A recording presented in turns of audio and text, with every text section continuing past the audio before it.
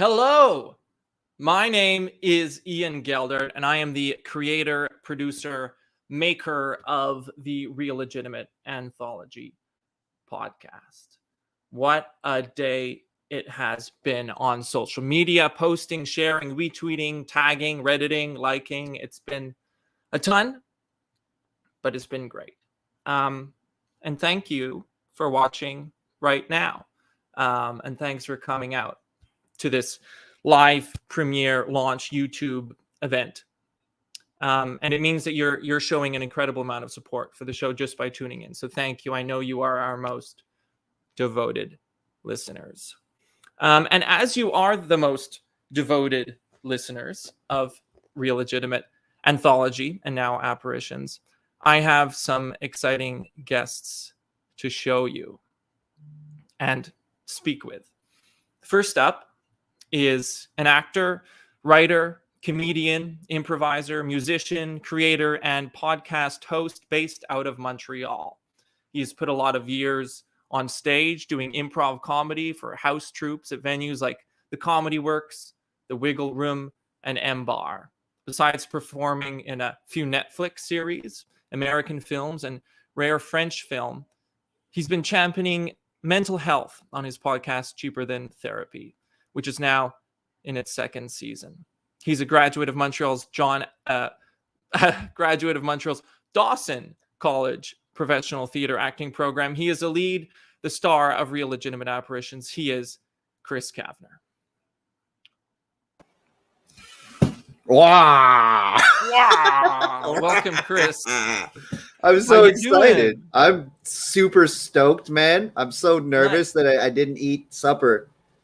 Okay. Well, I mean, you can eat supper at 9:30 when this is all I'm over. about to have some real legitimate anemia. Beautiful. Yeah. Chris, I have a question for you as we get started here. Are you ready? I'm so ready. Hit me. Just in time, out of time. Time for this, time for that. No time like the present. Time's up. Chris Cavener, what is time? Oh, it's a bullshit human contraption that we invented to organize our understanding of life. I mean, to me, man, sun goes up, sun comes down. That's it. That's all I need to know. Right. Other than clock time, social construct, man. Clock time is not time. Totally. I don't associate with clock time anymore, bro. I agree. Clock time should be just not followed. There's daytime and nighttime, and me time. That's the only time. Tell us more about your me time. Me time? Well, I like to jump. I bought a trampoline for $400 this summer.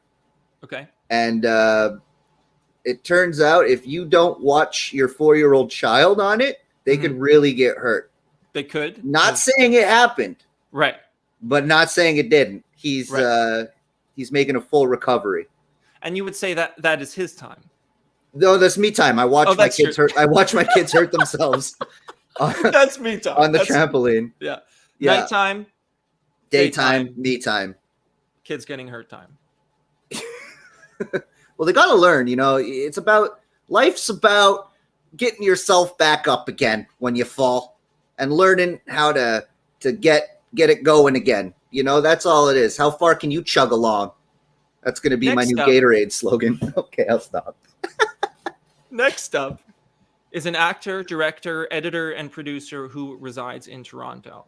His short film, Nothing Has Changed, won Best Canadian Film at the Canada International Film Festival Awards in 2018. He runs his own production company, Playback, which has produced and directed many short films, web series, and commercials. He is also a stage actor and has acted on one of Canada's largest theatre stage, the National Arts Centre. He is playing Tom Bracknell. He is Sean Colby. Freaking look at that. Jonathan Colby. That's the best intro I've ever had. That's probably the only intro I've ever had, really. Taken right from your IMDb. I guess that's why I felt so good. I wrote it myself. You wrote it yourself. Yeah. Chris, I got yours from an article that I found online. I hope it was semi-accurate. Oh, yeah, I felt like you really talked me up. I like how it was like Comedy Works, Wiggle Room, M-Bar, the basement of a hostel is like the kicker. Yeah, I didn't know what M-Bar was when to be honest. It's the basement of a hostel with a stage. Yeah, I'm not gonna talk Sean, shit on it. It's great. Sean, just in time, out of time, time for this, time for that. No time like the present. Time's up. Sean, Yeah. what is time? All I know is that I hit the snooze button 4 times before I wake up. Mm. And Take that. And that's the most important times within your day. Is it? Is that what you're telling me? That's what I'm asking you. No, those moments of the snooze bar. What's interesting is what we've discovered: daytime, nighttime, children getting hurt time, and that dusk moment. There's only 4 times. The dusk moment between night and day. How poetic. Too poetic for me right now. You know, they say that the golden hour is good for filming stuff. And, and that's as far as I'm going to touch on that terrible, terrible subject. Sean knows all about filming stuff. Yeah, filming golden stuff. Yeah. What?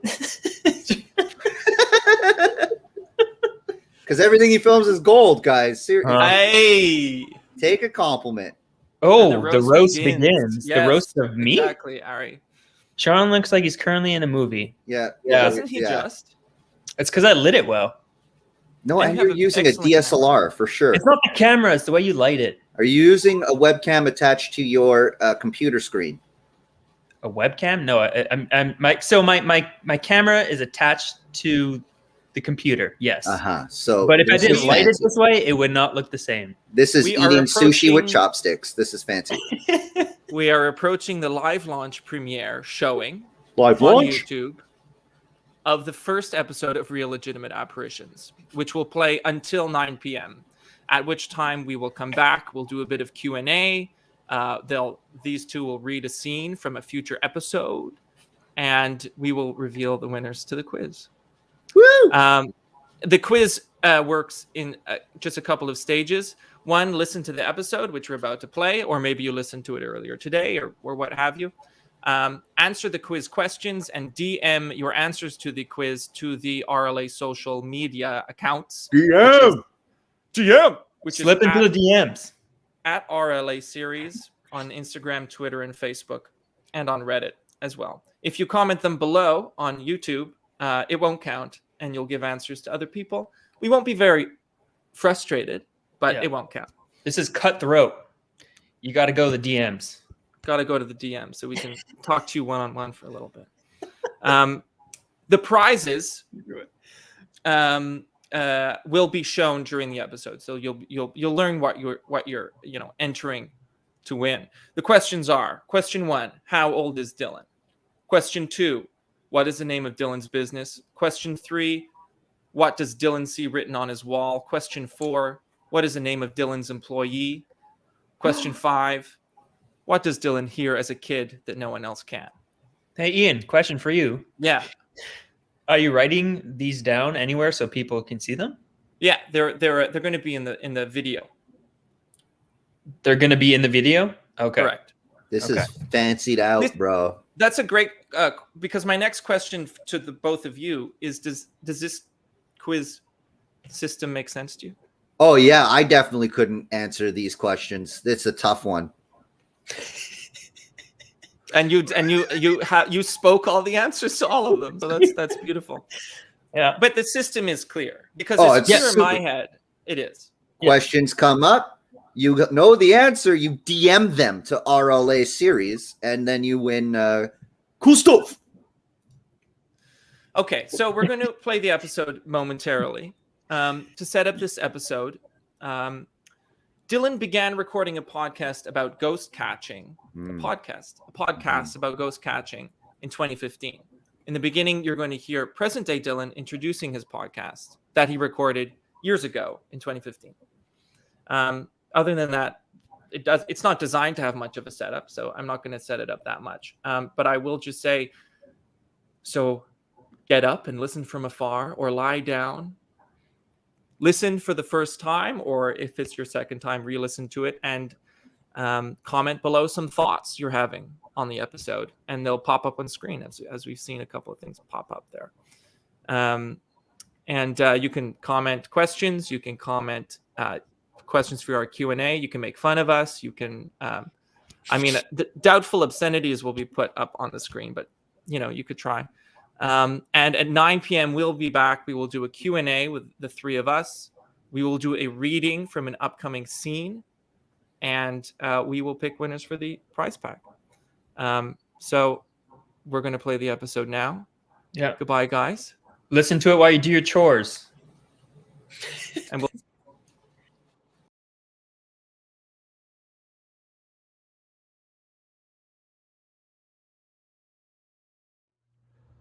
Real Legitimate Apparitions is told one episode after another, but exists all at once. Headphones recommended.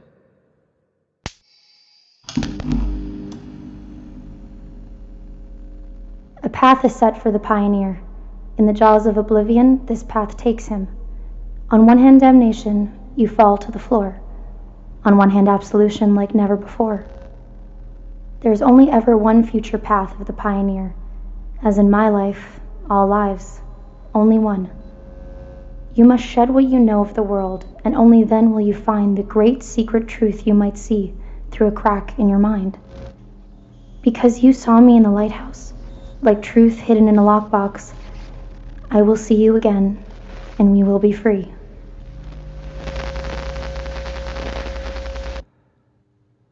Hello, my name is Dylan McCrae. The story you're about to hear was recorded from November 2015 to February 2020. I'd begun to record a podcast about a business I was starting, what I called a ghost-catching business. Looking back at myself during this time, it feels like I'm looking at a totally different person. This is a sad story, okay? A strange story. Not one you tell around a dinner table or a campfire. It's one you record while you're all alone, like I am right now. The following was recorded between November 7th and 13th, 2015.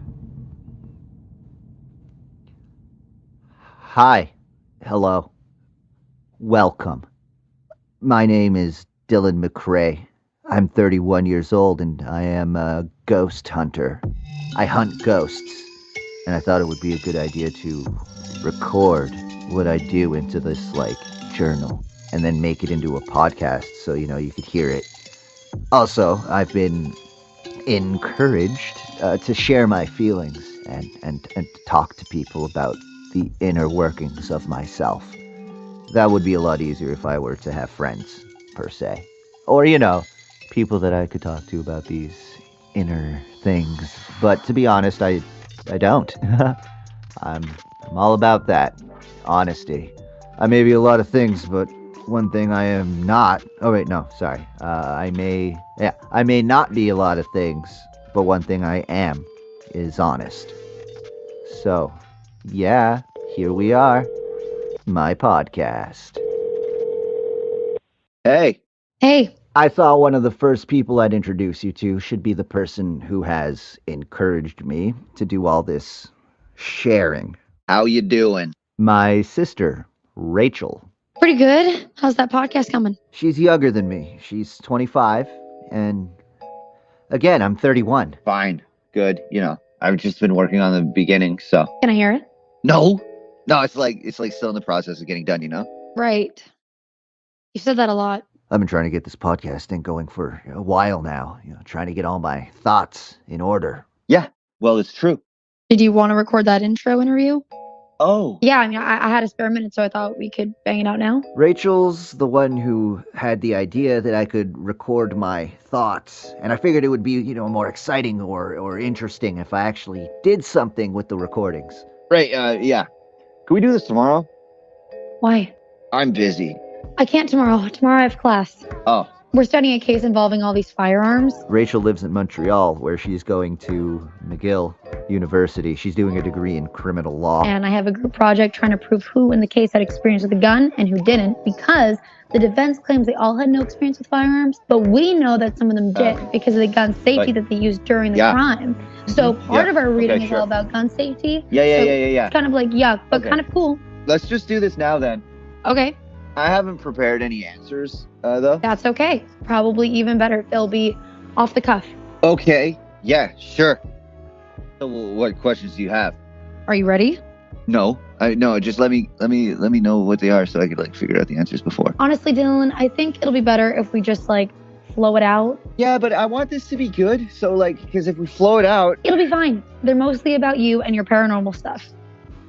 About me? Yeah, about how you got into the ghost stuff and about ghosts. All right, but if I don't want to answer a question, I'm just going to say something like skip. Yeah, but I think if you answer... Nah, I'll say pass or pass. Yeah, I'll say pass. If you just answer them all, then... No, this is my thing, and if I want to skip, I'll say pass. Okay. Question 1. Describe your life 1 year ago. Pass. No, come on. Skip. Dylan, I'm trying to help you, okay? I'm super busy right now, and you said you need my help, and I want to help you, okay? I have you on one side and Mom on another who keeps asking about you and telling me to check if you're taking your pills and how you're doing, and I don't want to just talk to you about fits and depression, so let me help you with this. Fine. Where were you a year ago? What do you want me to say? Just tell me for your podcast. I lived in Toronto with my girlfriend, partner, whatever. Fiance. And I worked at a tech shop. The source? Don't say the source. Copyright. This will eventually be in the podcast, or some of it will. And then something happened about a year ago? Yeah. Okay. I got an inheritance. My dad, our dad, who I didn't really know, I guess. He's been dead for ages. Died when I was 14. And 1 year ago, his inheritance was released, and I got some money. You did too. Rachel and I got some money. Some money? Yeah, a lot of money. Yeah, the asshat was rich. And not much else. Nope. A will with some poems and money. Stupid poems. I feel like I should give you a little context here. My dad, Nathan, left when I was 6, right after Rachel was born. And then when I was a teenager, he died. No one was that torn up about it. My mom was given his old house somewhere in Ontario that she sold right away. And then about a year ago, Rachel and I got a call from a bank, and they gave us each a ton of money. Apparently, he'd been investing in the stock market. And then what happened? Then my partner left me. Then after that, my ex-partner, fiance, girlfriend person, and I, we broke up. That was 10 months ago. I guess I should tell you it really doesn't matter, but her name it's Madison. We'd been together for a really long time. Really long. We were dating in high school, and now I'm 31. I don't know if I told you already, but I'll tell you again. I'm 31! Okay, you're doing great. Now I want to ask you about the ghosts. Great! What is a ghost? Okay. Ghost is the energy force of a person that is left on the planet after they die. What's an energy force? It's a force of energy. What's a force of energy? It's what happens when energy has a force. So is it energy or is it a force? It's a force of energy. So it's a force. Yeah, but I feel like you're going in the Star Wars direction or something. No, I'm just trying to nail this down. Is it alive? Not in the way you think it's alive. But it's not dead. No. It's what happens when life is over, finished, and there's an energy left. The universe is made up of particles, okay? Billions and trillions of elementary particles on the quantum level. Electrons, bosons, photons, gluons, whatever. And they're not really like particles. They're actually like these fields, okay, which vibrate or ripple. And each ripple is what we call a particle. And these particles sometimes interact with each other and bounce off of each other or absorb each other. And that is what energy is. Those particles interacting. So, if you take a person, a human, they're full of these particles. They're like a knot of these particles. And every thought we have is actually an interaction, an energy. And I think, and a lot of other people do too, that we, you and I, people, what we really are, apart from all the mass that makes up our bodies, is energy. And if I had my equipment like my EMF, my ATM, my darts, and I tune them perfectly, I might be able to see evidence of energy that is reverberating in space. Nice. Okay, next question. Question 4, or whatever. What are you going to record for your podcast? What will the people hear? That's not the right question. It's my question. Let me answer that question for you now. What can you expect to hear? Well, I'm going to take you on an auditory adventure into the depths of ghost catching. Yeah, but first you should ask something like, what's the business you've been building? You will hear raw, never before heard footage of actual real live ghosts. Or not live, dead. Dead ghosts. Who's conducting this interview? Apparently I have to. I'll be bringing my equipment on location to some of the most haunted houses across Toronto. Okay, fine. Tell me about your... Is that what you're really calling it? A ghost catching business? Yeah? I'm in the ghost catching business. Yes. And introducing you to the haunted live souls, living people who have to live with these ghosts. Okay, talk about your business. So, I'm pleased to announce I have opened my business to the public. It's called Haunt Force. Haunt Force. What we, or I, or Haunt Force does is we get a call from anyone, me, you, people, and we go into your house and we set up our EMFs and ATMs and darts and EVPs and my compass and attempt to reach out and contact your ghost or spirit or energy force, hence Haunt Force. You get it? I get it. And convey to you, the customer, what your energy force is attempting to say to you. Also, I'm looking for an employee. An employee. Yeah, this is a lot of work, and I don't think I'm going to be able to handle it all on my own. I'm also going to be getting call after call, and I'm going to have to network and organize and schedule. Yeah, and, you can't do any of that. Yeah, I'm going to need someone to take care of the little stuff, So you think somebody out there in the real world is going to want to work for Haunt Force? Yeah, I got money. Right. And I'm willing to pay a professional rate. Right. I have one more question. Sure. What made you interested in ghosts? What? Why are you interested in ghosts? They're cool?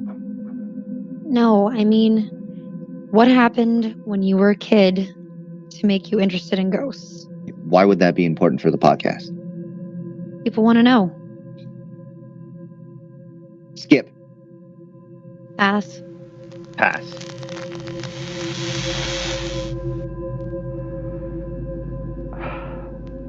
I'm not a scientist or a philosopher, but I have had experiences which I've spent the better part of my life attempting to understand. The research and experimentations I've conducted have led me to certain conclusions and opened the door to a variety of possibilities. The following lessons are an attempt to describe these conclusions and possibilities in hopes that you might understand our experiences and the reality in which we live, which is going to be a challenge. My fundamental goal with these lessons is to convey to you what is most important for you to know moving forward. So, here we go. Part 1. Lifelines and Space-Time.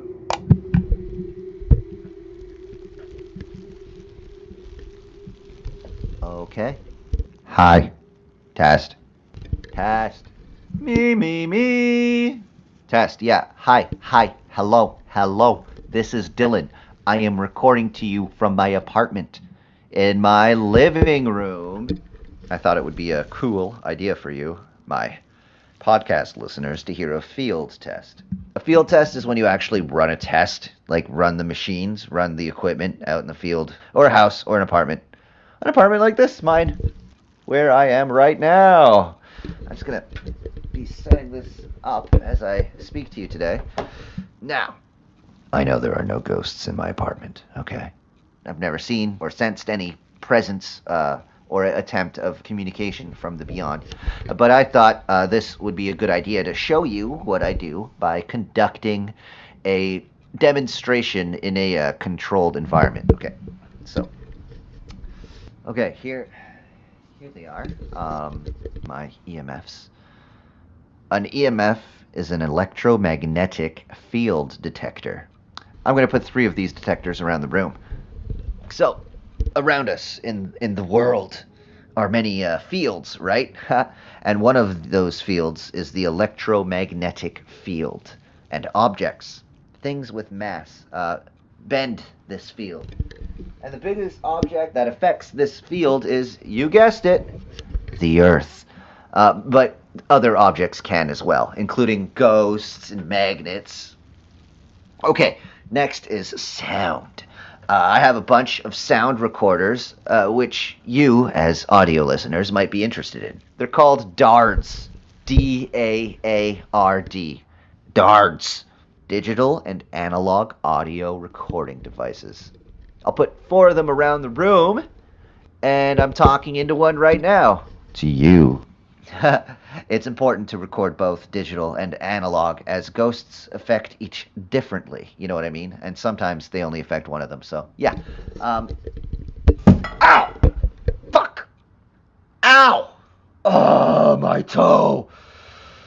This place is a shitty mess! Fuck! Now I'm gonna have to edit this. Where's my ATM? Where the actual fuck is my ATM? It's got little legs and it just walks out the front door. This is an ATM, or an ambient temperature measurement device. It actively measures the dynamics of spatial temperatures of a room and notifies us of a sudden drop or sudden rise in temperature, and will also graph out where it is in the room. They're small, so I can fit one on the frame of this star chart hanging on my wall. My mom got it for me years ago. Just like that. Okay, good. Maybe one on the counter over here. Yeah, that's good. And that's all set up and turned on. Okay. I'm going to begin by turning off the lights. I'm realizing that's probably a lot more dramatic in person, you know, when you can see it, but it's a big change. The only light coming from the into the room is on the edges of my curtains, you know, and they're thick, so there's not much light. But there's some. It's not bad. Okay. So I'm going to stand beside my coffee table in the middle of the room and begin this field test. Now, I've done a lot of research over the past few years into ghost catching. I've been to a couple conventions, watched videos, and I kind of amalgamated the shit I like from it all and made it into, you know, what I'm about to do. Got my own style. All right? So it starts like this. With this necromancy Latin thing, you know. It's supposed to trigger these guys into communication. I've translated it, but it sounds kind of stupid in English, and much better in Latin. So that's what I do. Okay. Okay, I close my eyes, and here we go.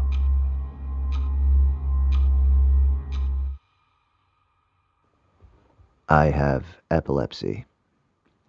It started when I was in my late teens, like it does for a lot of people. My mom and sister freaked out when I had my first seizure. And I get it. It must be intense to watch. I know it's intense to go through.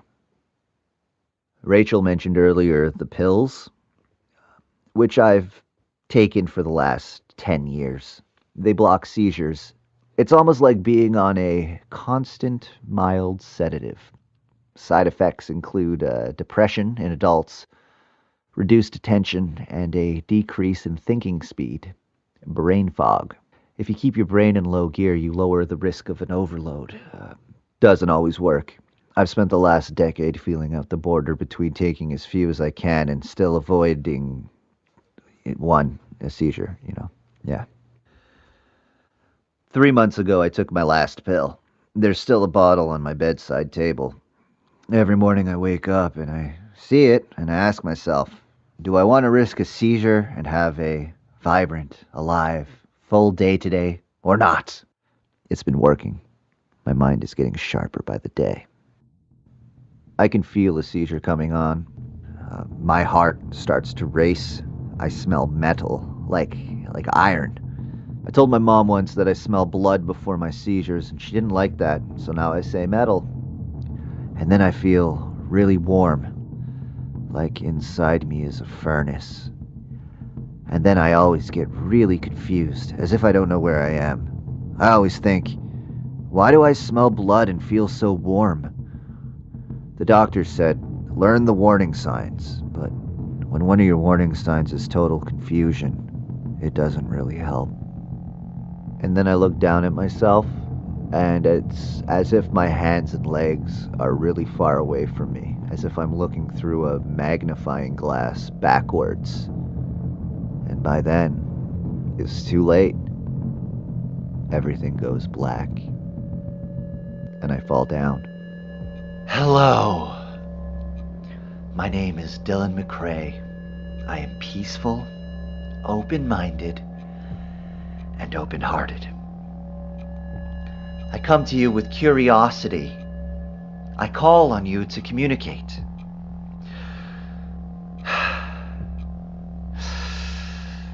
Cerberus, curator of Silenti, Sinophasmatis Veneer contra mihi. It took us a while, the doctors, my mom and I, to figure out what triggers my seizures. Phasmatis radix quad causa a vita commodo adeo suffragium mihi in mus nicotium. In most cases, it starts when the brain is under a lot of stress. Gratius ago vos Cerberus. Firing on all cylinders. Pro tabelli silentio et transeo, which means it can also gratius ago vos phasmatis, be triggered by fear. Pro iunctio mihi in mus nisus.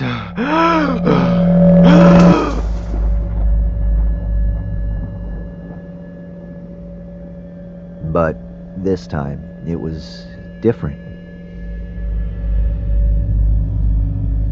I've never had a seizure like this before. I smelled metal. I went hot. But when I finally opened my eyes, it wasn't as if I was looking through a backwards magnifying glass. Everything looked kind of fuzzy and kind of pulsing, sliding in and out of focus. And I heard something, faintly, as if from far away. A song. The song.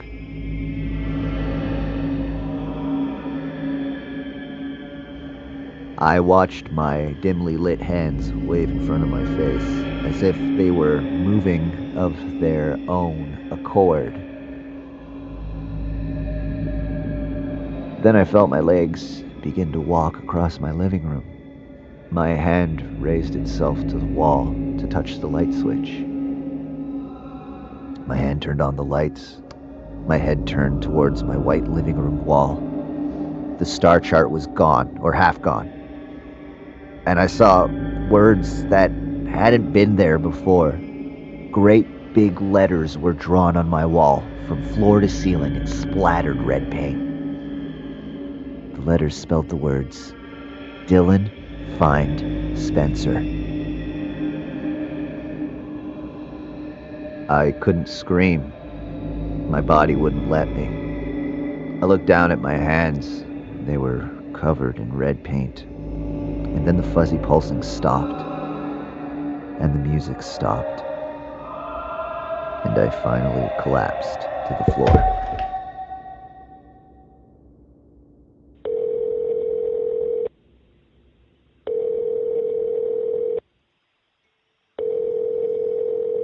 Hello?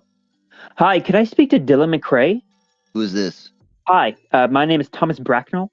Thomas Bracknell? Yes. That's your name? I'm calling about the position you posted for your ghost catching business. Oh, yeah. and I have several questions I'd like to ask before applying. Later that day, I got a call asking about the job I had posted online. Okay. So, sorry. Do you want to apply? Perhaps, depending on the answers you provide to my questions. Honestly, after Rachel had said that thing like, do you really think someone in the real world would want to work for Hot Force? I wasn't sure anyone was going to submit. Oh, okay. But apparently they did. Frankly, I'd like to confirm the veracity of your business. Okay, right. Well, we're we're real. What is the name of the position? The name? What would my title be? What? What is the name of the position you're looking to fill? Well, that's not important.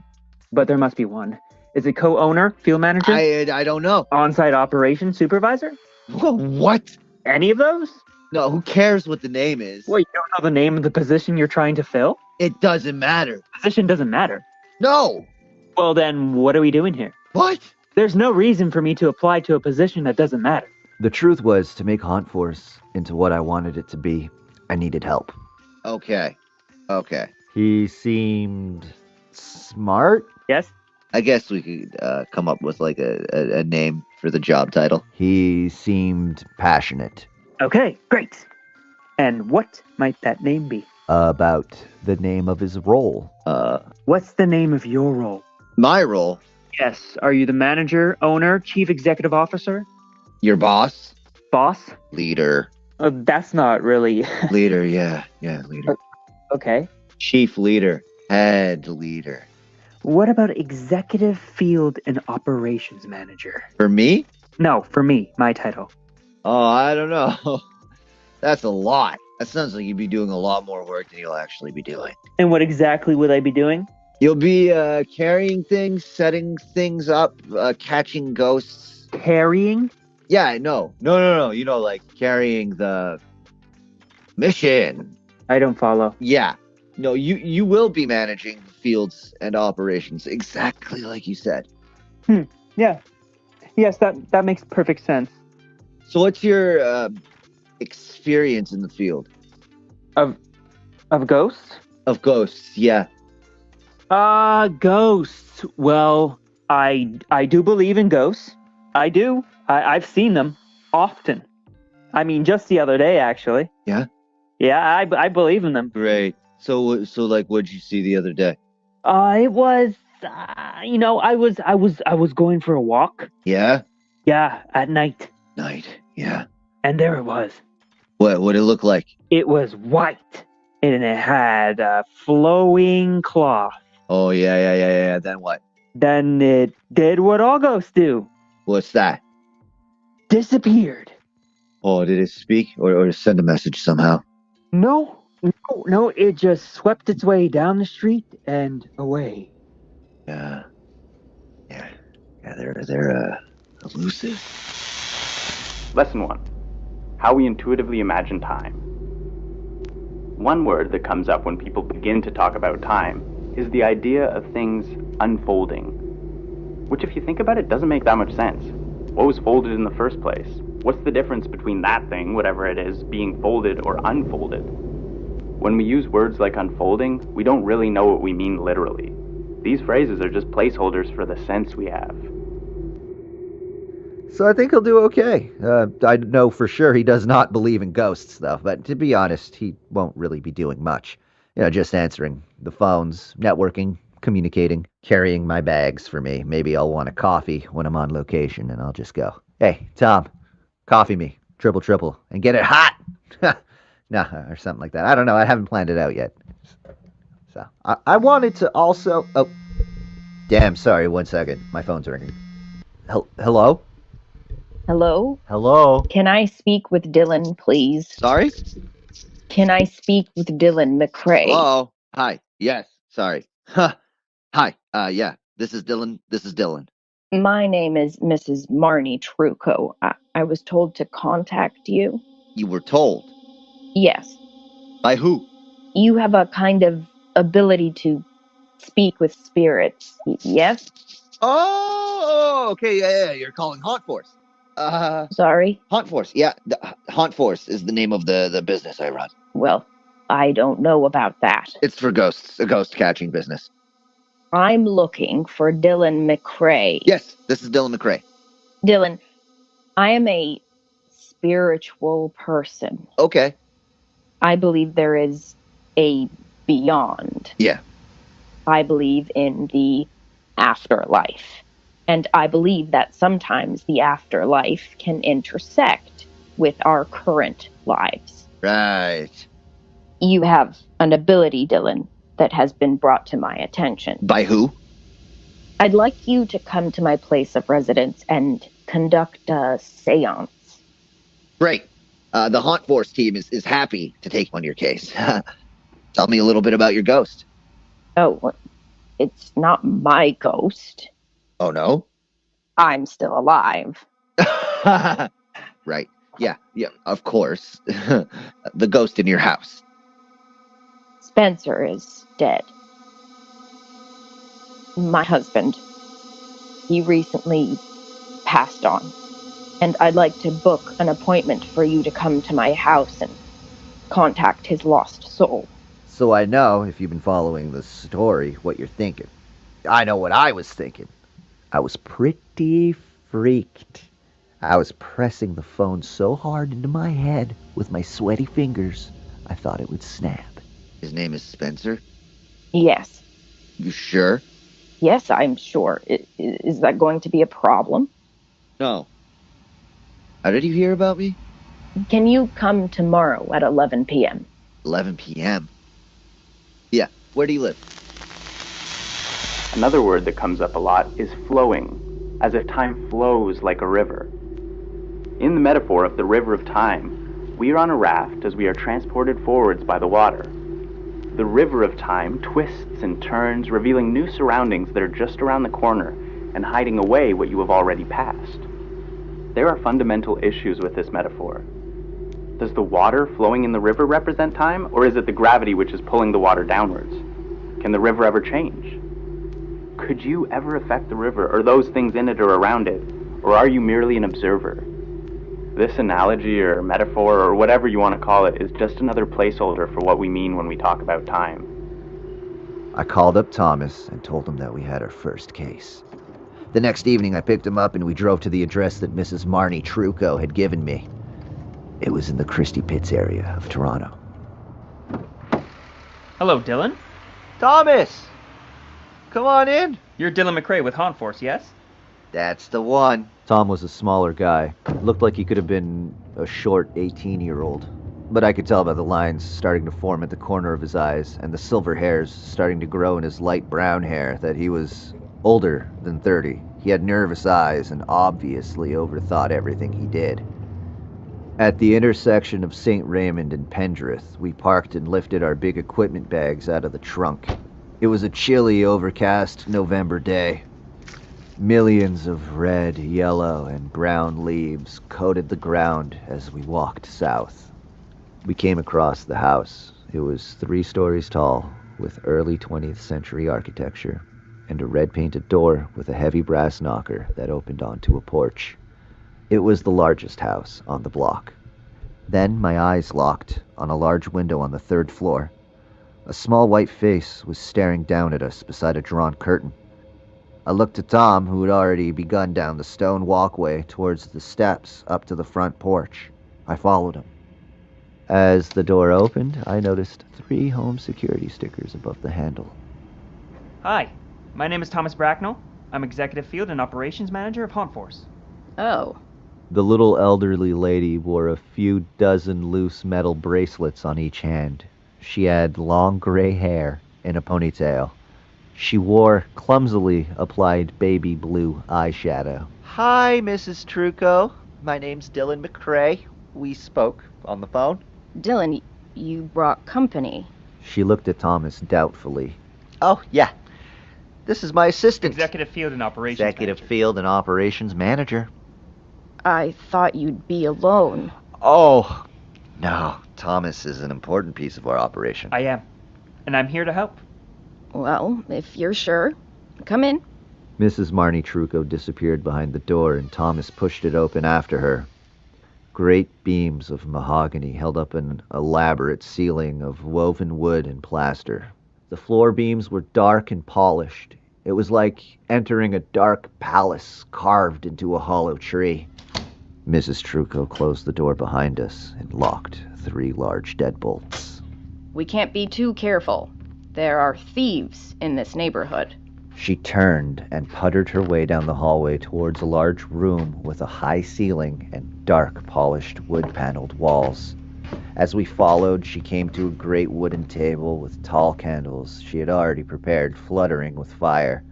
She gently sat at the head of the table and gestured towards us to take our seats beside her. Okay, so we're just gonna need to set up our equipment before we begin. Do you really think that's necessary? It is to record and verify any kind of disturbance we experience. I felt overwhelmed. First, this was Thomas's first ghost-catching mission, and I would have to show him the ropes. Secondly, this lady seemed to be running the show, questioning Thomas, questioning setting up the equipment. Third, her dead husband's name was banging around in my head. Okay, Tom, here are the darts. I'm just gonna turn them on. Check, check, check, check. Okay, take these and put them around the room pointing at the table. Make sure the light stays on. Sure. I took out the EMFs, and I placed 1 on the center of the table and 3 around the room as well. Okay, next, this is an ATM for temperature. Put 1 on that shelf over there, and I'll put 1 over here. Yep. I finished the setup by putting 1 digital and 1 analog compass at the table. And then I took a seat on Mrs. Truco's left, and Thomas sat on her right. The candles flickered brightly. The old woman lay her hand on the table with an open palm, inviting me to hold it. I reached out and clasped it. She looked deep into my eyes, and I saw pale stigmatisms behind her pupils. I'm ready. Okay. Thank you for having us here. Myself and Thomas... She continued to stare at me expectantly, as if I were her savior. We are going to try and contact your husband. Spencer. Spencer. Thomas was looking at me also. He seemed confused. He had no idea what I was about to do. Neither did I. You know when you rehearse something alone in your bedroom about 100 times and then announce to people that you'd like to demonstrate what you've been practicing and it all falls apart? Yeah. I want to interrupt here to say something. Epilepsy affects everything in your life. It's like having nosebleeds. Well, it's not like nosebleeds, but I used to have nosebleeds. Every time something would come close to my face, I'd get nervous, and I'd cover my nose and check for blood. With epilepsy, the worst part is that every time I feel a rush of adrenaline, or I get really excited, or I feel really alive, I also feel dread. Whatever I do, there's always going to be a chance it could happen. I just didn't think it would have been such a problem. I'm going to speak the words. I didn't think I'd be so afraid. Okay. Please. And the only reason I was so afraid was because of the last time. Hello. My name is Dylan McCrae. I am peaceful, open-minded, and open-hearted. Which didn't need to have anything to do with this time. I come to you with curiosity. I call on you to communicate. I tried to focus on something happy, relaxing. Cerberus, curator of Silenti, Xenophasmatis venir contra mihi. Rachel. I focused on my sister, Rachel. Phasmatis, radix quod causa vita, commodo adio suffragia mihi in meos nicotia. But then I looked back at the ancient woman. Gratias ago vos Cerberus. She was staring at me. Pro tabelli silentio et transio. As if she knew something was about to happen. Gratias ago phasmatis. And I thought of the name. Pro iunxio mihi. Spencer. In meos nisus. The old lady faded, as if she was only half there. You know when you, hold one hand in front of your face and look past it, and one eye can see what's behind the hand, and one can just see the hand, and it's as if you could see, both things at the same time? It kinda looked like that. The air got colder. A breeze filled the room. My legs straightened and I stood up. The song filled my mind. My head turned and looked at Thomas. I could both see him and not see him. In fact, I could see the wall behind him, which was different. The wood paneling had been removed and I could see the insulation and brick behind it. The table and chairs seemed to fade as well. And then I heard a voice say, "Hello." I looked up towards the door. The voice continued, "I saw you come in here." My mouth said, Hello? I'm in here. I wanted to look back at Tom and the woman, but I had no control over my body. Come on. I heard footsteps come down the hall, and an old man walked into the room. He was bald, with a thick gray mustache, and he looked confused and angry. He was also both there and not there. "It's you that's been stealing our stuff?" He asked, and I responded, We just need to be here for a sec. but I didn't know why. Is that Spencer? Can you see him? Mrs. Trucco sounded far off in the distance, and I couldn't respond to her. I couldn't look around at her. "What did you take?" Asked the man. Do you see him? He has a long gray beard and hair. But this man didn't have hair or a beard. Just a moment, then I'll leave. Spencer? Are you there? Spencer? I said out loud to the man. Any patience he had was about to run out. "I'm not Spencer." He said. "Get out of here or I'll call the cops." My head turned back in the direction of Thomas and Mrs. Trucco. It swayed from left to right, and my eyes darted around as if I didn't know where exactly they were. Is that enough? I can't stay longer. My body said, and this time I could understand why. Not only did this mustached man, who was obviously not Spencer, want me to get out of his house, I was also starting to feel really weak. Everything was getting darker and the pulsing was getting stronger. Tell him the kids love him and miss him. I looked back at the man in the doorway. He had taken out his cell phone and held it in his hand, threatening to call the cops. "This is breaking and entering," he said. My right hand clenched itself into a fist, raised itself, and rapped its knuckles on my forehead. What was it? I said. The man had started to dial. The pulsing was getting stronger. Wait. Okay. And more painful. Arnie wants me to tell you. The kids miss you and they wish they could say hi to you. And they love you. "I don't know what the hell you're talking about," said the man with the phone to his ear now. Okay. I think that's it. I'm out of here. And I started to run towards the door to leave, but then I ran into a chair that both was and wasn't there. And both fell and didn't fall, and the pulse was pounding so that everything I could see was pounding in and out of focus, and the pain got worse, and I closed my eyes, and I passed out. Henry Bergson came up with the concept of élan vital, or a vital force, a force of the universe. Everything in the universe is made up of this energy which is exploding outwards. The past ignites the future, moment by moment. In this image, everything that has come before transitions into the future. The moment of this transition, we call the present. This present is all that really exists and is infinitesimally small. The future and past are only concepts in our minds. This feels kind of like the river analogy. There is a force or energy pushing us forward. The key difference in Bergson's concept is that the past doesn't exist anywhere but in our memory, and the future doesn't exist until it is created by the present and then immediately disappears. Like a line of fire burning through space. And that's what life feels like. A brightly burning present, a future that doesn't exist yet, and a past which only exists in our memory.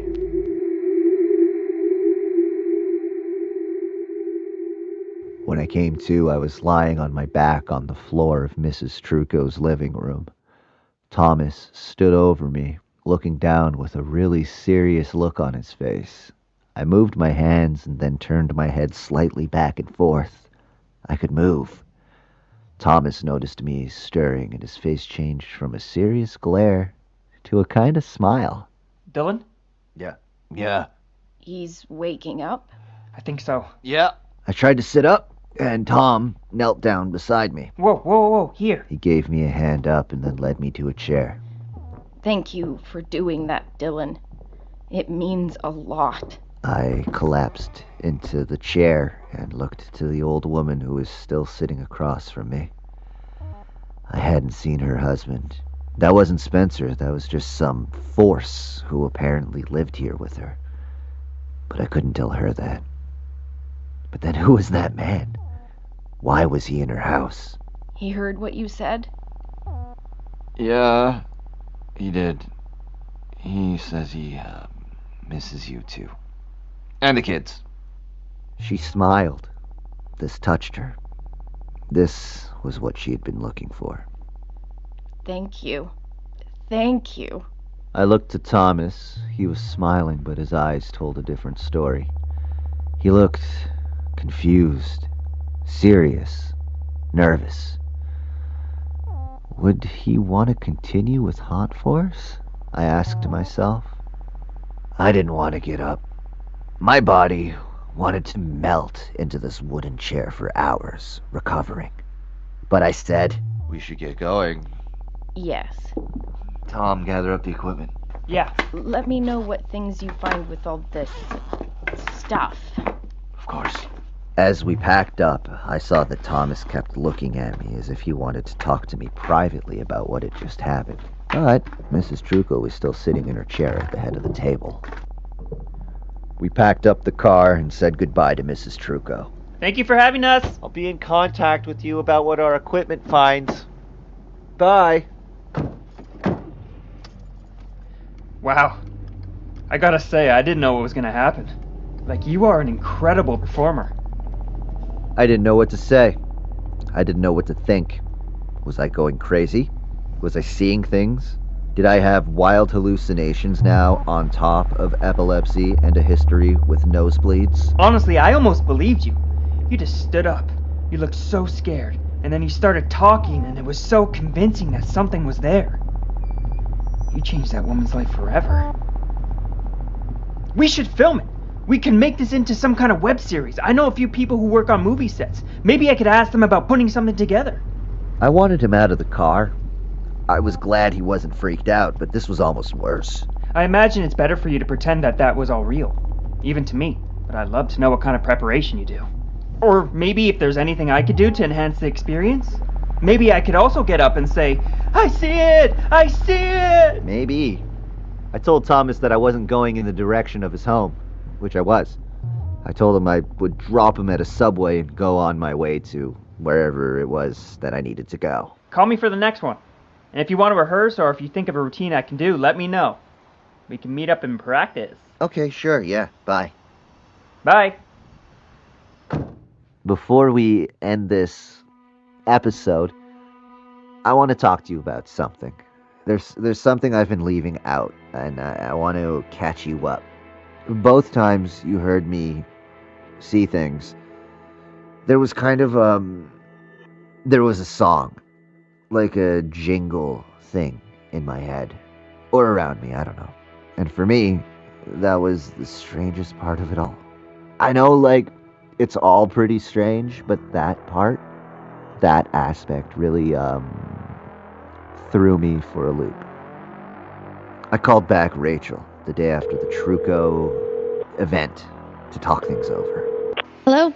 Hey, Rachel, it's Dylan. Oh, hey. Hi. I'm just in the middle of something, but what's up? Okay, yeah, cool. You remember when we had that conversation a few days ago where you were interviewing me for the podcast? Yeah. And you were asking me questions? Yeah.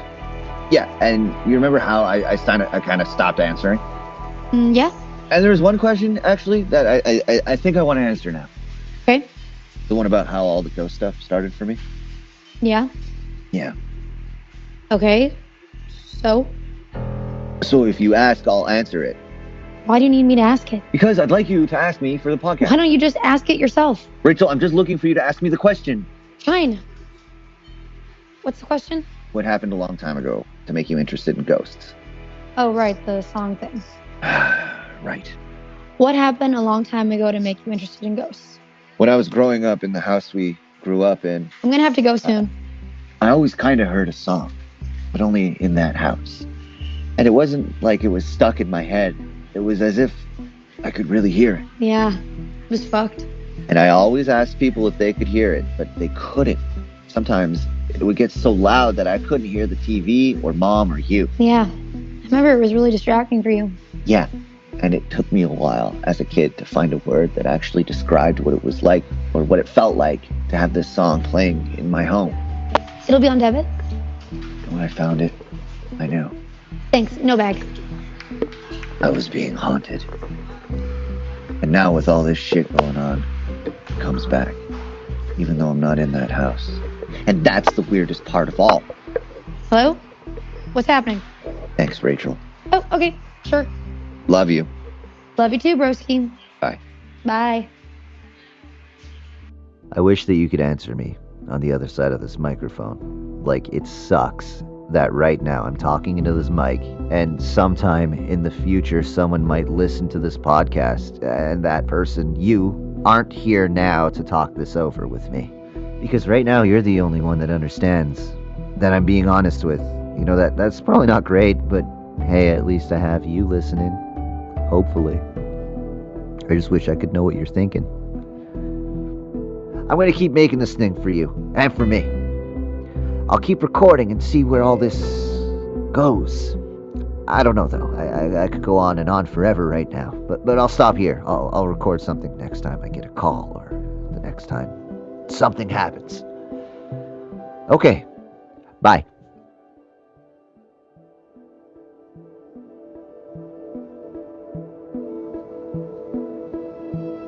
You can follow this story on Instagram and Twitter with @RLAseries.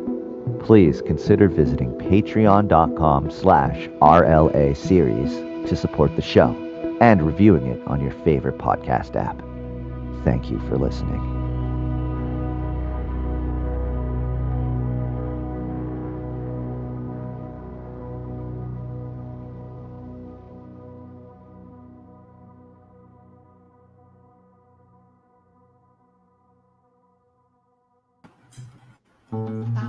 This podcast has been brought to you by the Sonar Network. Sonar! Hello. It is me again, Ian Geldart. I am the maker, producer of the Real Legitimate Anthology and the Real Legitimate Apparitions podcast. Back again for those who are just joining us or were with us the entire time. Reading those comments, that was fun. Desposito kept coming up. That's definitely like an option as to what could be coming down the line for sure. I want to introduce back to you the star of the show, the performer of Dylan McRae, who you just heard, Christopher Cavener.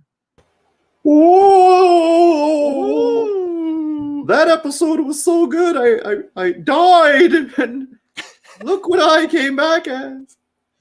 That would be terrible to come back as a stuffed animal like that. It's very Black Mirror. Oh, interesting. Know? Very Black Mirror. Did you hear the episode before you watched it just now? No, that was I popped my season 3 cherry just there.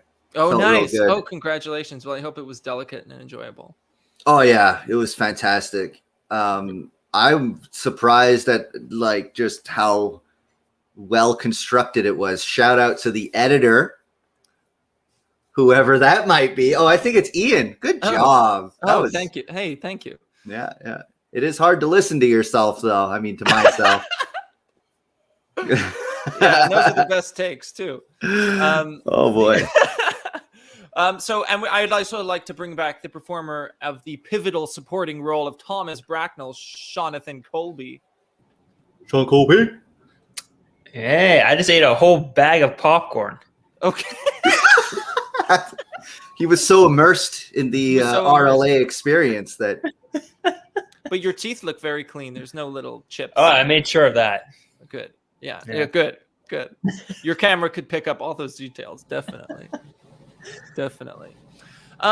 So what is going to happen now is that Chris and Sean and I are going to have a bit of a Q&A, or a question and answer, as it also is. That's what that stands for. Hopefully if you have any questions, they'll pop up on the screen down below if you want to comment them into the comment section of the YouTube live event premiere launch video that we're in right now. And then we can answer those as well. And then after that, we're going to have a little bit of a reading from a scene coming up in episode 3. Oh my gosh. And then we're going to be giving away some prizes. So we're going to start with a Q&A. If you DM your answers or your guesses right now as we move ahead. And then we'll slip into the DMs. Slip into the DMs. And as the kids say these days. I don't think they say slip in. I think they say like slide in. Okay, well, or like swiping. Like I'm swiping into your. I'm swiping right into your DMs. So let's start with a little slip and slide into the DMs. Slip and slide into the DMs. I like genius. That. Genius. That's going to catch on. We got 14-year-olds running this live stream. So I want to start, Chris and Sean. Yeah. Uh-huh. With a little bit of a Q&A here. So I'm going to start with both of you, and I'll start with Chris Cavener. This series was written in the pandemic, when I was in the pandemic and locked up, and it has a kind of feeling of being trapped, and it gets worse and worse as we project through the next episodes. What is something you learned about yourself, Chris, or about the world, or how you have changed, less about what you do, but the way you see yourself in the world through this pandemic experience? Well, I mean, it's interesting because I think everybody's going to have a little bit of PTSD now from suffering lockdown after lockdown and the uncertainty that goes along with surviving this thing. Which I mean, fucked me up a little bit. But whatever, bro. Alone. What's that? Yeah, that's what I'm saying. And everybody, and I feel like everybody just tries to put on a good face, and they're like, but that it sucks for everybody, and it's crazy. And I don't know how we're gonna come out of this thing. Stick me with any shot you got. I just hope that my feet don't fall off. Bare minimum, yeah. Yeah. So I mean, it's made me more personally. I mean, dude, now I'm not I don't even care anymore. I don't care about anything. I'm just whatever. You saw my headshot. Everybody saw my headshot before. Not even the same person. Yeah. No. I don't know. To me, acting priorities have changed. Yeah, because artistry, acting, love it so much. But if it's not, I'm not gonna go out and force it through the pandemic, because that shit is not normal life right now. Yeah. So I'm just gonna be patient, lean back. That Joe said it, 2006. And just let it be, man. Let it be. Listen to a lot of the Beatles. Oh yes, that gets me through. Mother Mary. Sean, same question to you. Something you've learned about yourself, or the way that you see the world, or something that's changed for you? Well, I think it's very connected to Chris, where I think a lot of us had a hard time in different ways, whether it be financially or mentally, and I think it's just the idea that being resilient and surviving that and getting through that. I think that's if you can say that about yourself, you should be super proud, because it hasn't been easy for a lot of people. 100%. Everybody is a destiny, especially the mental side, and just man. Yeah, especially the mental side of it, and just let's say if we focus on acting, just the staying positive. about everything, and that's like when like so many people aren't working, and it's like how do you stay driven and stay positive? It's tough. Yeah, like I've been having trouble finding an agent, which is ridiculous. I got 22 credits on IMDb. Like, what's up? You're a star. You're a star. I was actually, honestly, my next project, once this like launch thing is done, is putting this up on IMDb so that there you go. 23 credits. Okay, next question I have is for you, Christopher Cavener. You're an actor, and I'd like to talk to you about how voice acting differs from theater or stage acting, and tie that in with how you generally got into the character of Dylan. Okay, well, voice acting is awesome because it doesn't require pants. You don't need to look nice. You can also, it's very liberal in the sense that I could just screw up and it's so much less embarrassing than doing it in front of like 50 people. There's not a like on set being like, I want to get home in time for dinner. Yeah, and then, just like the pressure is just way off, so you could go crazy. And I did a lot of the time, and that's how I would get into Dylan's character, because he is neurotic. And that's like, I pull a lot of the neuroses from my own experience. Mm-hmm. But sometimes I would just, what I found the best was just like shake out the nerves by saying something ridiculous and then going into the lines, which doesn't sound like a good technique, but it worked for me. It worked so well. The way that you were able to just like dive into it from having an episode. Yeah, I'd be like, oh, the backs of my knees are sweating so bad. And I didn't see a ghost at all. Yeah. No, I was honestly astounded. At first, I was like, when we were recording, I was like, oh, this is going to take a while because he likes to, go into these like rants. But is that what I'm known for? Ranting? It did. But it didn't affect the time because your transitions were seamless. Yeah. And actually somebody in the comments there, oh, good. Yeah. I love this peek behind the curtain too. And somebody else said, yeah, finding the voice for Dylan in particular. Like how'd you go about that? Well, I would dude, I found like what I like to do, any character I have is like, okay, what are the parallels between what I'm getting from the script and my own life? And then how can I intersect those and use like emotional transference to justify getting there when I'm like performing. Yeah. And it was easy because like with Dylan's epilepsy, I had a lot of concussions growing up. So I actually suffered from a seizure, but it was like stress induced and stuff like that. So that, I don't want to like talk about that though. Oh, whatever. Yeah, They're gonna think I'm ugly. Look at the ugly bearded man seizing up. No, okay, wow. I don't think anybody is actually thinking that. No one's thinking that. But yeah, and then I was able to like pull from that experience and be like, okay, yeah, I could see the whole, like God forbid I took a role from somebody who could, properly represent the epileptic demographic or whatever, you know what I mean? But like, we're still actors here. We're doing our thing. Yeah, and I definitely, when I was reading it, I was writing it, I was thinking like, oh man, I hope Chris can do this, because your voice was definitely in my head when I was writing it. Oh, and you two spent a lot of time together. 30 minutes. Yeah. Well, through online, I guess. Yeah, recording. Yeah, digitally, internet wise. Yeah. Sean, my question for you is, I don't want to give too much away about the future of the plot or anything.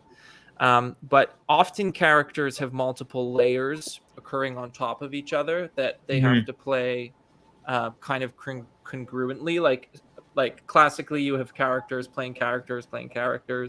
Yeah. So how do you as an actor kind of go about playing 2 or 3 of those at once? Well, if you do have those, it's probably because your character is trying to hide something, right? without giving too much away. Yeah, and so you just gotta find out. I think it's more about like getting down to the core and what are they trying to hide and what are they really trying to get, and then just using a tactic to kind of, dissuade people or yeah, I don't know. It's hard to not give things away with talking about this. You know 100%. 100%. But I appreciate the effort. But yeah, I think the important thing is to get to like the core of the character and figuring out what they are actually trying to do, right? And then there's tactics around that to try and get there and get that thing. Even if it's tactic behind tactic behind tactic. Yes, exactly. Yeah. Yeah. And then, and similar to Chris too, you got to connect to it on a real life, like your personal life. You have to connect to that in some way. Sean looking straight into his high quality camera, so piercing. Yeah, just like, all right, presentation. There we go. Yeah. Oh, tell me all about it. Okay, next question is. I want to ask. Can I ask Ian a question? Sure. Can I just railroad this and just be like, hey, here's a question for the creator, writer, editor, producer, and Superman. How do you come up with the names of the characters? How do you do it? What is the secret? Okay, Dylan McRae. I came up with that idea because Big Brother 15. You can okay. I'm good. I'm good for the end. No, I'm kidding. So I got all the names from Big Brother. No, the one. No, I'm super interested. Please, yeah. So there's this one character. I don't want to say this, but. There's this one guy on Big Brother 15 whose last name is McRae, and so I was following him on Twitter, and he kept being like, "Oh, I'm so washed out. I'm so like, no one's following me anymore. I'm kind of like," but he had like an added. He was fun to watch on television, but it seemed like everything was kind of like falling away from him, and I tweeting about it. And and he was tweeting about it, and that kind of reminded me a little bit of this character that I wanted to make. And then Dylan also fit that kind of like, it's kind of neutral. You can put a lot onto the name Dylan.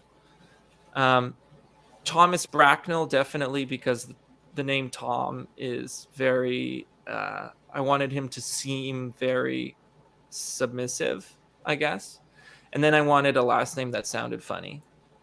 And Bracknell, whether that's a real name or not, I thought it sounded fun. I feel like Bracknell is like I have never read Harry Potter, but I'm sure there's a teacher like Bracknell from Slytherin, Professor Bracknell. Yeah, is there that you go. Yeah, beautiful. Okay, Chris. Next question. Dylan seems to sit in a lot of different genres. Okay. And when I was writing him, I had to navigate that kind of in the editing and in the writing, navigate that. If he's too comedic, we start to lose the importance of the dramatic aspects of the story. If he's too dramatic and cheesy, then we start to lose interest in that. Lady Bracknell. Well, they call Tom's bottoms submissions. Tom's a name you can be like, hey, Tom, what are you doing? Yeah. Tom's just short for bottom. If you meet a Tom out there, you can push that Tom around.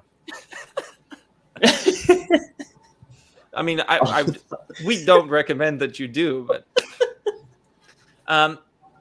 Dylan sits in a few of these genres. So if he's too comedic, we lose the drama. If he's too cheesy and dramatic, we lose interest. And if he's too wild and goofy, we start to lose connection with the character Dylan.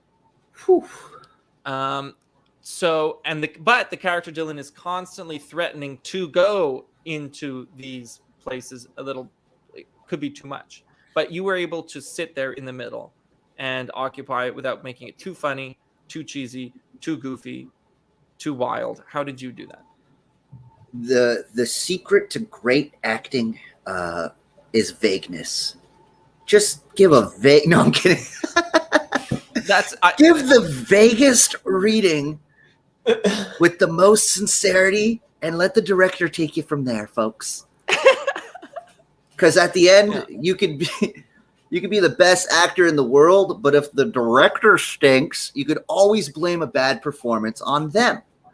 And this is something I learned from my time on CBC shows. No, I'm just joking around. Really though, I thought also the editing too.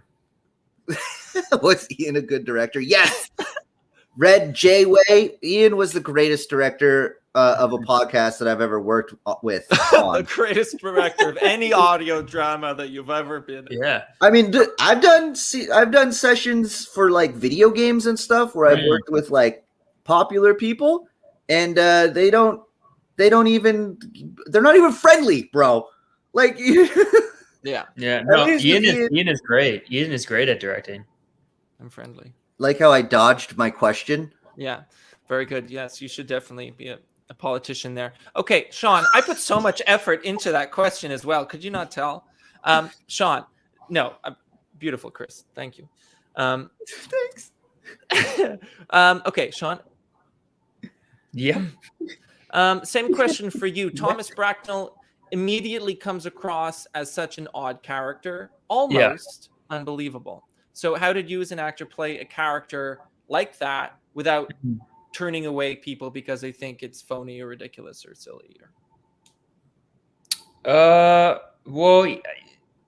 Thomas, he's sus. Tom sus. I don't know.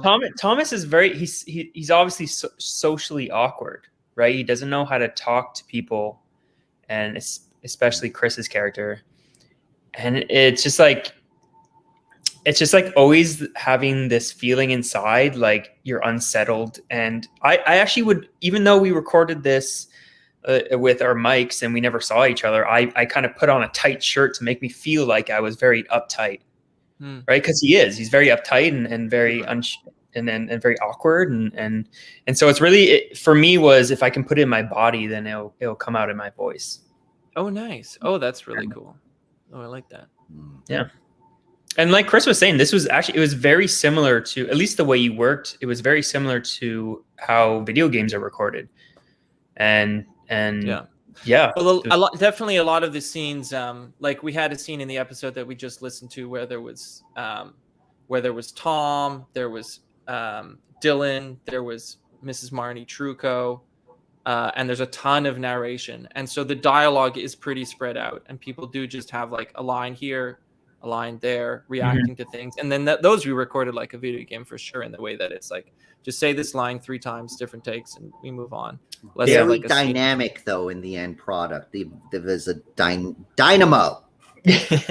Dynamic. It might sound sarcastic because I mean it as a compliment. I just But also must have been how, like, Ian, to edit that, you got to go through so many takes and so many versions of how people said things, and that just takes long. Yeah, it took a long time. What I ended up doing, honestly, at a certain point, was lining them all up and listening to them all at once, and that saved a lot of time. That's amazing. That's a hack. Hey, Ian, I got another question for you. So you said you wrote this with me in mind, so forget me in this answer. But season 1, Real Legitimate Actors, that was inspired by your acting career and your friendships. Now, was any part of season 3 inspired by real life? And forget what I said before I asked that question, because it's totally irrelevant to the question I just... But I have to remember that I wasn't going to cast you, right? Just forget I said that. That sounds very... So yeah, yes, was any of this season by real life inspired by? Well, I had watched the television show Dark, which was super inspirational. It's this German, not English either, show on Netflix. Yeah, and I watched it with the overdub, so it was a little easier on me. So that was a super big inspiration. And then also, like I said, this feeling of being trapped and also waiting. You have to sit and wait, and so the idea of like, we're like, I know something's going to happen in the future, but I just can't get there yet, so I have to sit and wait for that thing to happen. But why can't that thing happen now? That got me into thinking about the whole time aspect as well, I think. Well, I think you invented time travel, and we just haven't scientifically figured it out yet with this. I think you're right. I think Daddy. We Daddy. won't call him Daddy. Sorry, okay. there was a post-bath child showing me a race car. Oh, it's a good thing it didn't run into the frame. Yeah, but please answer. Go on, Ian. Yes, I'll take it on to Sean here. You run an awesome Sean Colby. You run an awesome YouTube channel called Sean Colby, which explores the life of being an actor, the business side, the tech side, the emotional side. Mm-hmm. And if you're interested, check it out now. Was that a question or is that just like promotion? No, that's following up. So what would you, there we go. Yeah. What would you, as a person who talks about this kind of stuff, what would you tell a new or less experienced actor who books their first job as a voice actor, and or specifically if it's for an audio drama? Ooh, I'm interested in this because I was your mentor, Sean. And now you're a mentor. So let's see. The baton is passed. It's true. For those who don't know, when I graduated theater school, Chris was my mentor when I first started. Yeah, I sacrificed a lot of the success I could have had and just gave it to you. And now look. You're welcome. And so specifically for an audio drama, right? That's what you said? Or just voice acting, and then maybe you can. Well, I think for like audio drama and even, acting in general, I think one of the most important things is listening and reacting. I think sometimes we could be thinking about our line and how we want to deliver something, and you stop listening, right? And if you're really listening to something, then you'll actually react to it. And that's what acting is, just reacting to people and being in the moment. And that's so much easier said than done, to be in the moment. But yeah, I would say focus more on trying to, take in what the other actors are saying and don't try and be as much in your head. Yeah. Nice. Oh, that's good. Yeah. And also have fun. Like we had so much fun doing this. We had so much fun. And Ian, you're a big part of that. You're a great director and you're great at getting different deliveries from actors, because you're like, hey, try this, try that, go a little further with that. And that's how when you're acting with a really great director that gives you that freedom and has, just able to explain what's in their head, it makes the job so much more fun and a lot easier. Mm-hmm. And yeah, you did a great job with that. Nice. That question wasn't supposed to turn into a compliment, but I accept the compliment. Okay, my next question was about how you guys know each other, but you kind of touched on that, so I'm going to skip that. That's it wasn't really. It wasn't a choice. Like we were forced to know each other. Chris was forced to be my mentor. Yeah, and I was like, okay. Did you walk through? He's the reason why I made my first demo reel. He helped me make my first demo reel in his apartment. He had a second bedroom with his camera and studio, I guess, and he helped me get an agent because of that. Mm-hmm. Mm-hmm. And then when Sean tried to return the favor, no, it didn't work out. I tried to set him up and it didn't work out. So then we started doing improv together. We had like a little improv troupe. I don't know. It was just kind of this thing that we did every month, right? I thought we were doing it every week for a bit. Maybe I feel like we were doing it weekly and then monthly, and then monthly, and then not at all. It just kind of ended. Yeah. But it was like whose lines it anyway. So it was that improv type of games, improv. short form. Be as clever as you can, and if the audience isn't laughing, it's really awkward. Kind of like right now, there's no audience laughing. Are they all gone? No, there's no laughing. You can't hear them. Oh, Mike, what are you talking about? They're all there. Oh, it's us three. We're here. So I want to pretend for a second that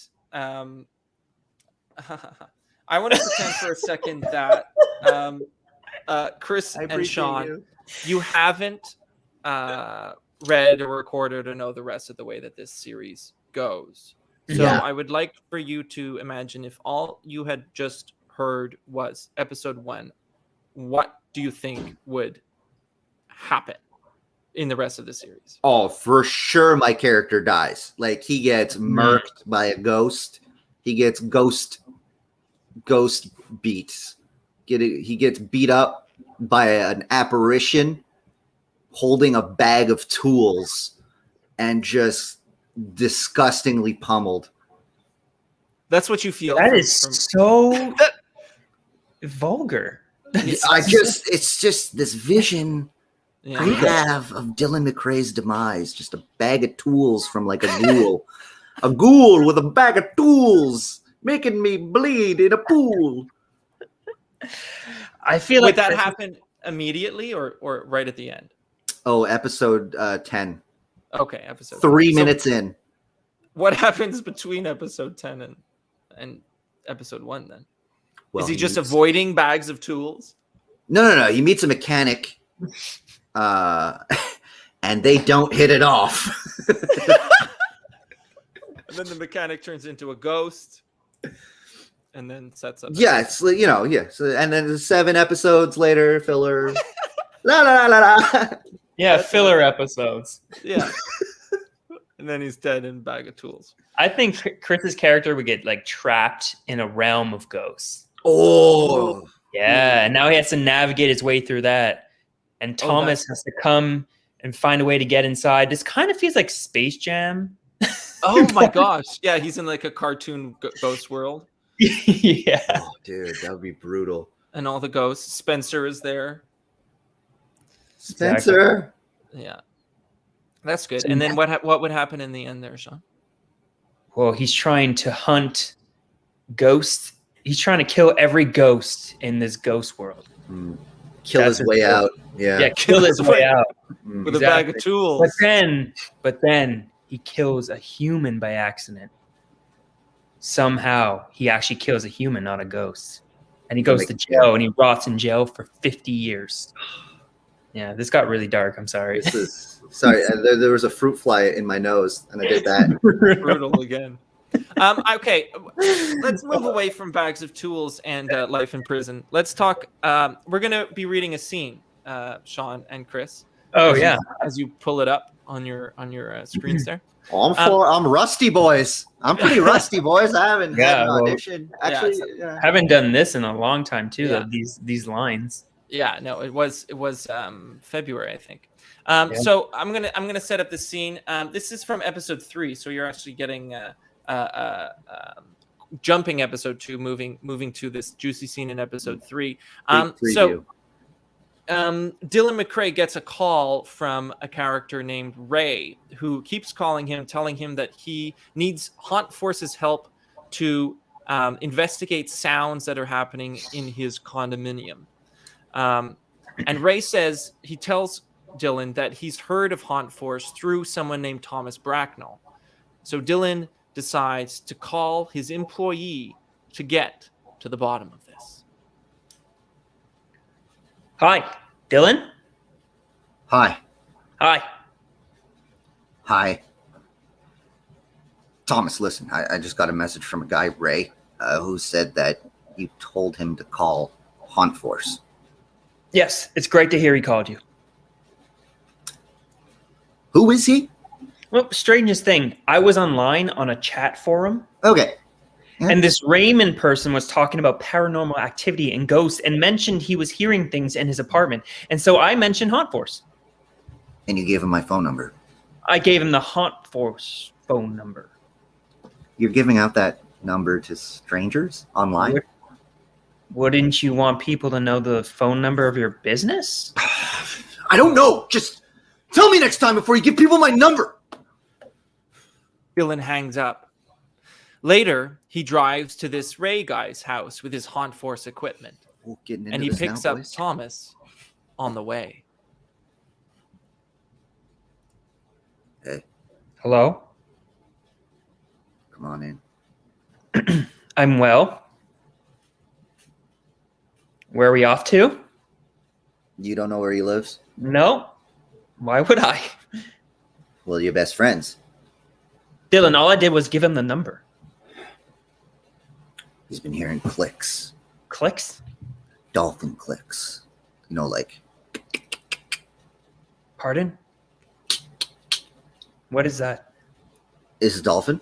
They don't sound like that. Yes, they do. No, they don't. They sound like No, they don't. Yes. No, they go. Not at all. Yes, at all. Haven't you heard of the dolphin song? What? The dolphin song. You're thinking of whales. I am not. Whales sing. As do dolphins. You think E is a song? It's a kind of song, more so than... I'm not saying they have a song. You know nothing about dolphins. Whatever, man. The dolphin part isn't that important, okay? It's about the clicks part. Okay? He's saying he's hearing clicks. Where does he live? What? Where does he live? He lives in Etobicoke. Good. You said it right. Etobicoke. Etobicoke. A true Etobicoke. Montrealer. Yeah, I say Toronto. Toronto. So that's scene. One of the scenes from episode 3. Episode 3, beautiful. And so what are we're we gonna gonna do? We're gonna have It might sound nothing like that. We shall That's pretty see. close. That was. Is it pretty close? Okay. Yeah, pretty close. Yeah, definitely. It's exact. It's like the recording. Elevated. It's elevated in the episode. So.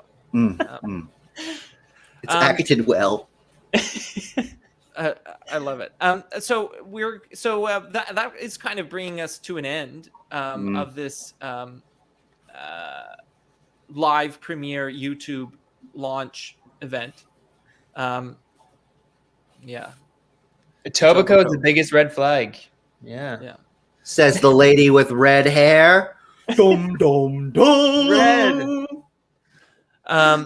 So what we're going to do is we're going to announce the winners of the contest who answered the questions. Who's gonna get a Ouija board? So the answers to the questions obviously are Dylan is 31 years old. He says that about 3 times right at the top there.